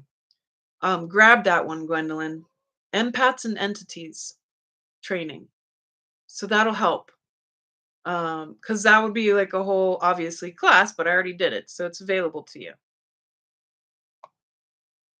Yeah, and then Melena's pointing out how important self-parenting is, or re-parenting. Absolutely. And there's a process around that. It's a frozen child process, or a frozen self process, right? And you don't want to bypass the emotions you got to manage, but yes, doing some self-parenting, finding, I don't feel like people love me. Well, that's a whole bunch of my inner children who went through a bunch of stuff. That's how they feel, and they are children and they need help. So I need to take care of them. That's self-parenting or reparenting, right? And those children didn't go anywhere. They're still deep inside of you, and to address those emotions and go with them and stand in that discomfort of lacking friendship, of all these things that we're talking about. Liz is asking me to talk about universal awareness. I guess I can't necessarily talk much more about it, but I could define it. It feels like being able to perceive and feel the whole universe all the time. And you feel both big and small in that. And they are compatible. You can be small and big because you're both. So that's what universal awareness is. It's a constant feeling that doesn't go away. And that's what we're shooting for. We want that. Good. Joe says, when in the moment, I have noticed lately that anything can come through. Should I continue to follow that thread and just be discerning with each step as it comes in? Yeah, I mean, I would just say, what is this coming up for? Is it coming for me to just notice it? Or is it coming for me to learn from it? Because noticing something and then learning from it are two different things. That way you don't get overwhelmed. Um, it's going to come up. Sometimes it just needs to be seen and it needs Joe to say, hello, hello, and then it goes away. And sometimes it needs you to learn from it and engage with it and inquire into it a little bit more. What is this frequency? Where is it in my body? How do I relate to this? Is it bringing up anything that needs to be addressed? Yes, and so, survival mode is being put on the table now too. Yeah, and that's when we need community. You can't survive without community, as all of you deeply know. And so when you're struggling, reach out, make connections, make new ones, make ask source, intend to source God. Source God, I fully intend to connect with the people and community that is going to be best for me to meet my needs and make sure that the resources I need to be met are met. And then be out there, be available. Don't hide out. Don't stay on your computer. Go be physically out, connecting to the world. And if you don't have work, then you need to do the spiral technique. Go walk around your town and tell Source God, set me up with whomever needs help the most today. Who needs help the most so that I can work and they can provide me with money and I can provide them with help. Make yourself available. Go volunteer. If you volunteer, you become known and people conversations can lead to money, jobs, things that you need.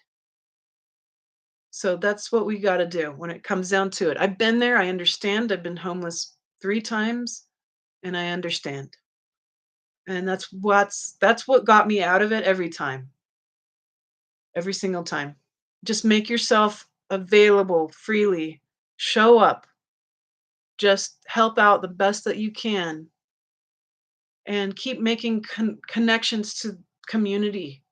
Community is how we'll make it through anything. Um, all right, so I'm kind of trying to triage these questions now. Yeah, so Robbie, around your question around the electromagnetics, definitely go watch some Ben Davidson. He's got a very specific playlist that will get you clear on what's happening with the animals, the earth, the humans, and how we're going to adapt. Oh, thank you, Dickie. Yes, that's something I suppose I could announce that might be useful. My last interview with Helen O'Reilly, and we talk about conscious death actually on this one, so you might want to listen to this. But on the Quantum Home Sanctuary Summit, my interview went live, and it's going to be available for a couple of days. I'll send a link in my update email about the redo or the makeup class, and so I'm going to send that out later today. And I'll send you a link so you can go see that interview with Helena because we do talk about conscious death and these sorts of things. And it was a really good conversation because her husband just died. And it was very powerful. And she's a great interviewer. I really like her. Um, and then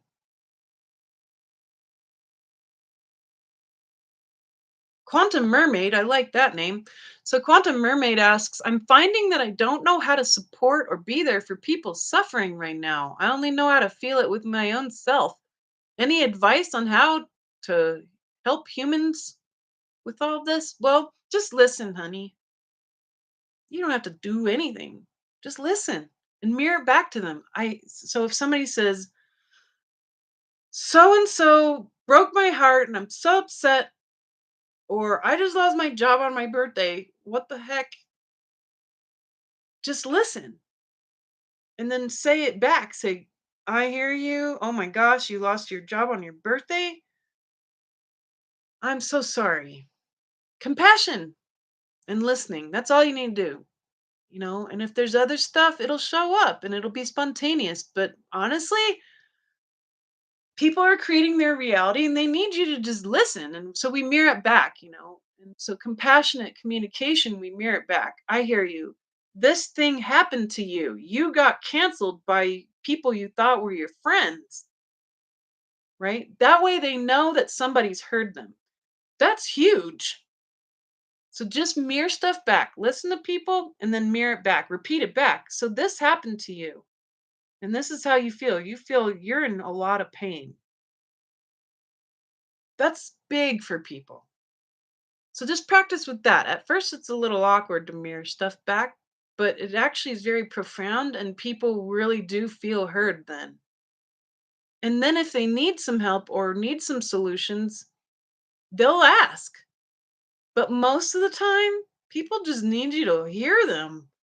They need somebody to bounce stuff off of. And if they came to you and they're suffering and they're sharing, you don't need to fix it.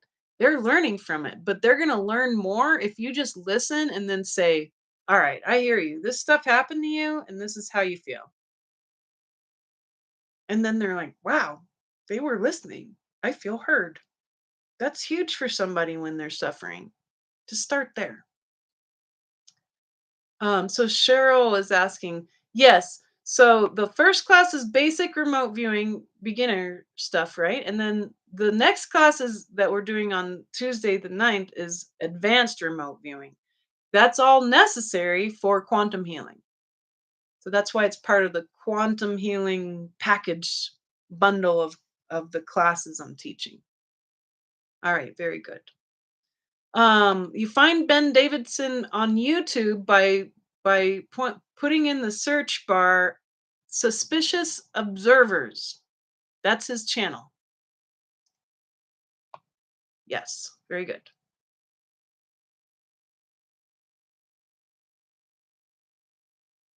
All right, kind of just going through a little more here. Sarah says, "Does radical love include speaking the truth to those who refuse to see or hear, I suppose?" And she says, "I suppose so. It's such hard work, and sometimes we're just ostracized for it. I'm tired of losing whole communities." Yeah, you know, because of the nature of your work, Sarah, and because I know you, I realize that this is part of your path is to be a vessel of truth and speak it. Um,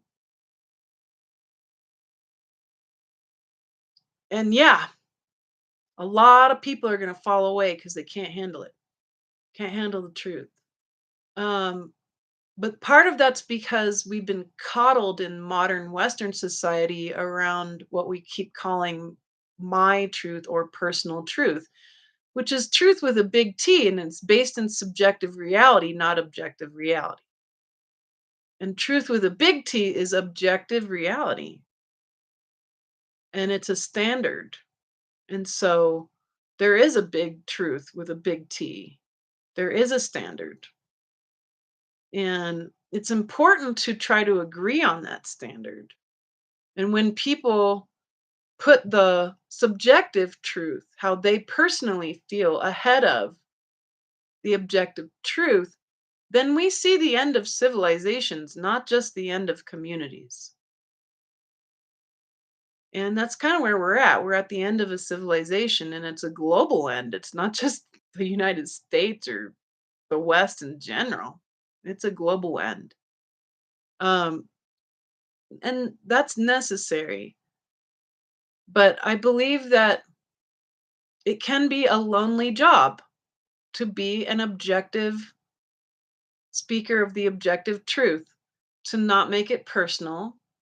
But that's the key here. You can't take it personally when people can't handle it. You have no idea exactly how that light of the real truth is going to percolate through that person's life, their body, their subconscious. It could take decades, it could take days. And some of those folks will come back, and they have, and they'll say, you were right. And they figured it out later, it percolated, it had to trickle through their ego and their trauma. But light always informs one way or another. And it really, if they walk away and ostracize you, it's because they were never actually your community to begin with. That's why. So a lot of this has to be shed. This is about power.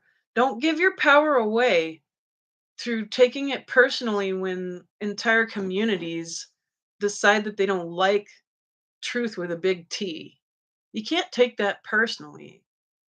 Otherwise, you're going to suffer in ways that not be necessary anymore because you've already done it. So when we speak truth with a big T, it can be um, rough, especially these days. But you can't give up on that. That's part of your essence. So you got to get out of the way. And sometimes truth hangs out and is alone for a while in the temple. And then somebody's going to show up and say, Sarah, tell me the truth. Somebody will. So maybe take it as it's time for me to be alone for a little while in the temple. And then make sure your temple is nice and clean. Take that as your time to tidy up and get to know the temple deeper and better. The temple being your body, perhaps also your home, your business. Use it as an opportunity to take the time that you would have been spending telling the truth to people. Take that time to tie up loose ends and make sure things are orderly inside of you and your household and the finances of the business and all these sorts of things. Build a new website, those kinds of things. Reorient everything around you in the temple to match the truth. So that's the question right now. Does everything in your temple, your business stuff, your website, your household, your inner life, does it match the big truth? Does it match that light? If it doesn't, then here's your chance. Now you don't necessarily have anybody breathing down your throat fighting with you about this stuff. And now's your chance. This is your chance to make it so that everything you're presenting to the world matches the truth with a big T. Good. All right, my friends. My apologies. I'm not going to be able to answer any more questions, but I am here to lead you through a little meditation before we go. And then the next community call is going to be on the last Friday of August, which is going to be the 26th. So the 26th will be our next community call for August. This is my makeup for July. Thank you again for your patience, your prayers. That's why my last sickness was shorter. All of you helped me through it. I really, really appreciate that. Everything that you have done for me, I feel it. I notice it. Thank you. It counts. It really does. I swear, it's nourishing me. It's helping. It's making me stronger. Thank you. I can't believe it. So I got to work on my worthlessness stuff around not deserving that. But I really appreciate it. It is well felt and experienced. Good. All right, I'm going to sip my coffee here. All right, so let's come in and we're going to do a cool meditation that my teacher taught me. And this will be really helpful to you because it helps you to feel the universal self.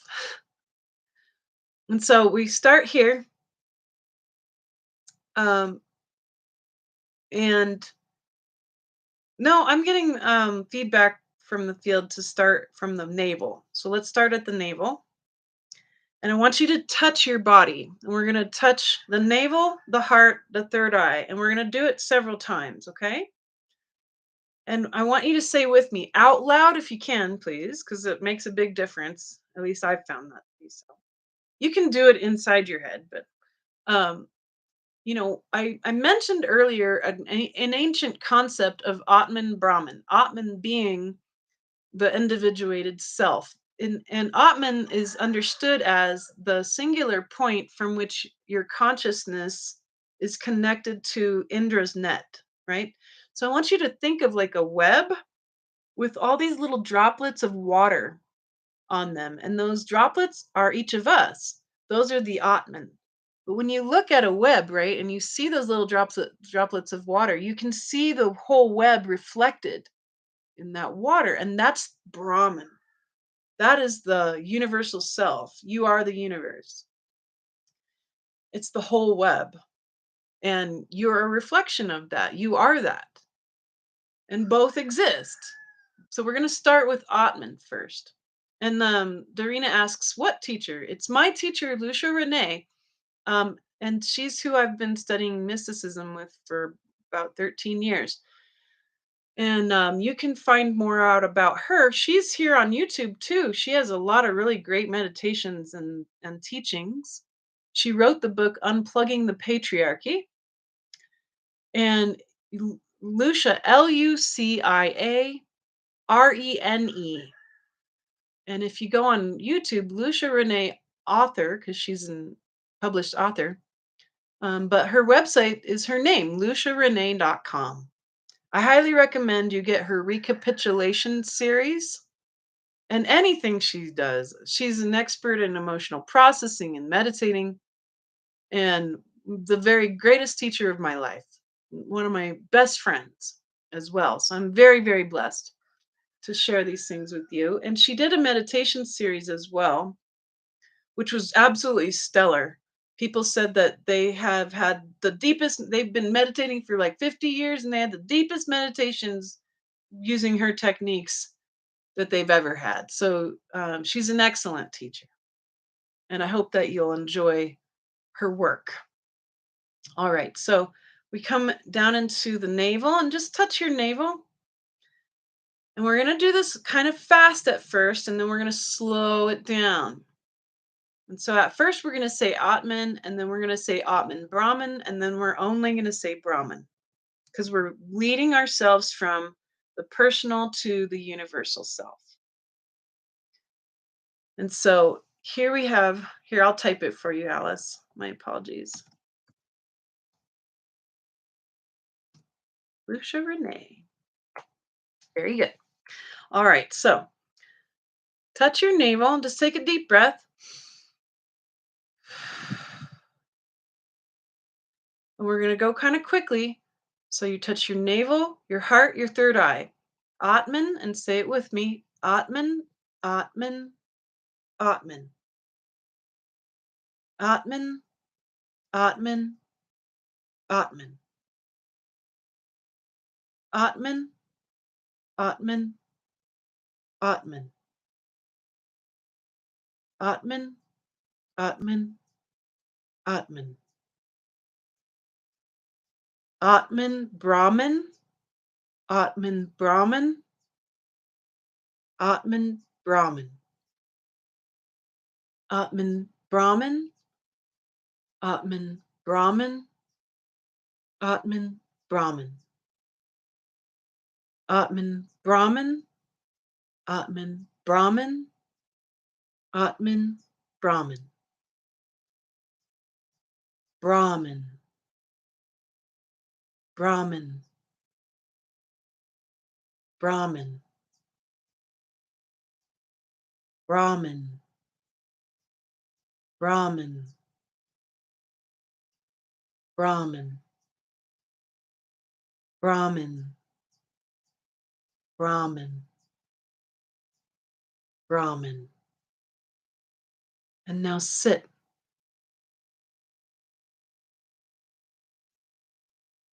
Brahman.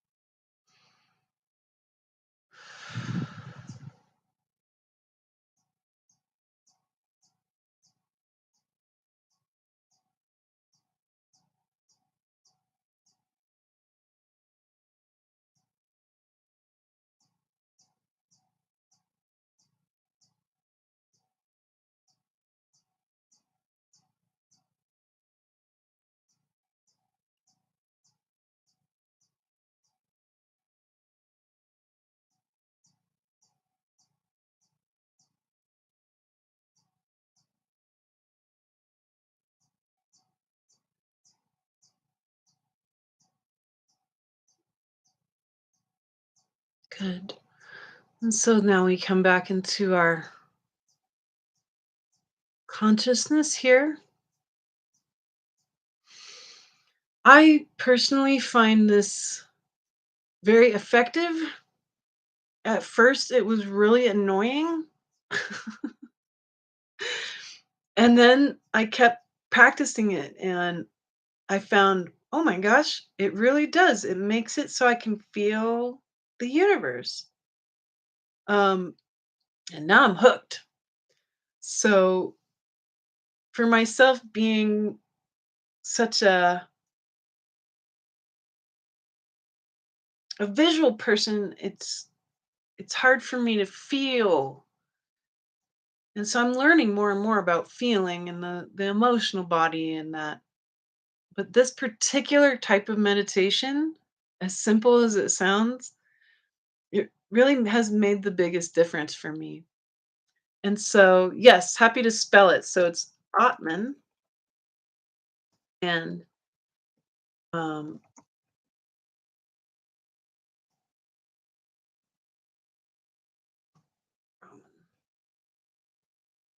Atman and Brahman.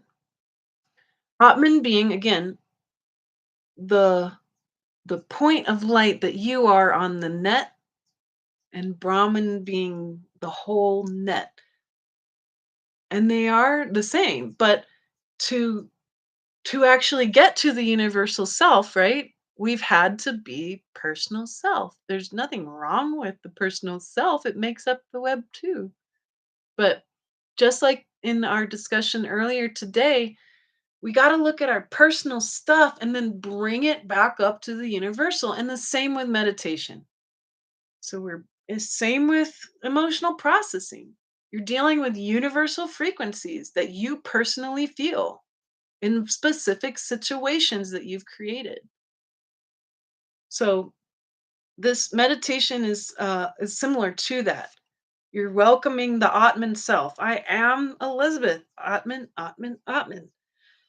And then we kind of balance out both. I'm both. I'm Elizabeth and the universe. Atman, Brahman, Atman, Brahman, Atman, Brahman. And then you gently go into Brahman. It's slower, bigger. And then you can feel it. So keep practicing with this one. It's really quite cool. Um, it's made a huge difference for me. I really have been excited about it because it's hard for me to find meditation stuff that works really well for me. And what does that mean when it works? Your mind can get really still and you can feel the field. You can feel the net and you'll feel it. And then you'll know, oh, this is working and keep playing with it. So I hope that helps. It was really beautiful to be with you today. Thank you.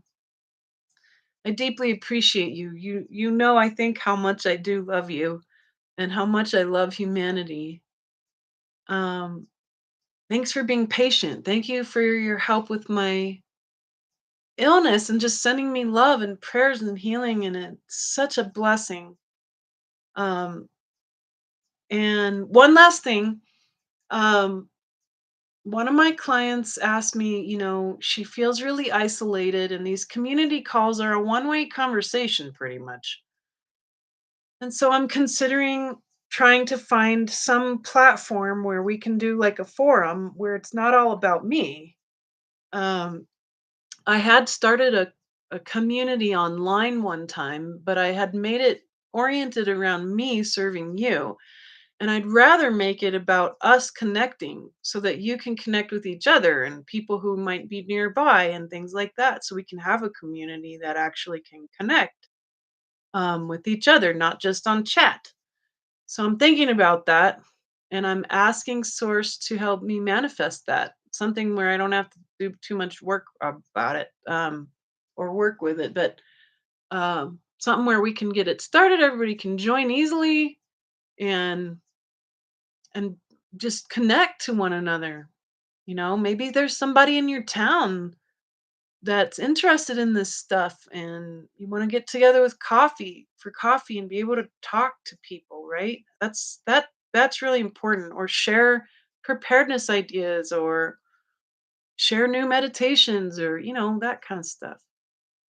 Um, help people, listen to them, be able to complain a little bit, have some people listen to you.